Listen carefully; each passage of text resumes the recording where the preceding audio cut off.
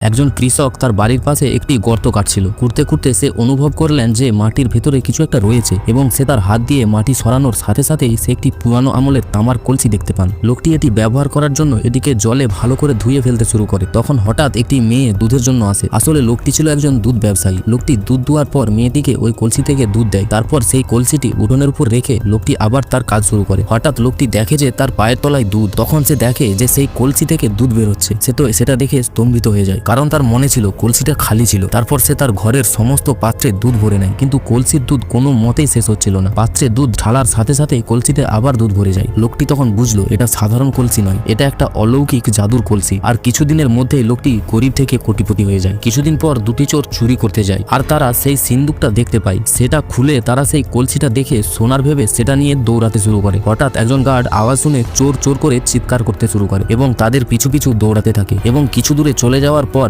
একটি ব্রিজে আসার সাথে সাথেই চোরেদের হাত থেকে কলসিটা নদীতে পড়ে যায়।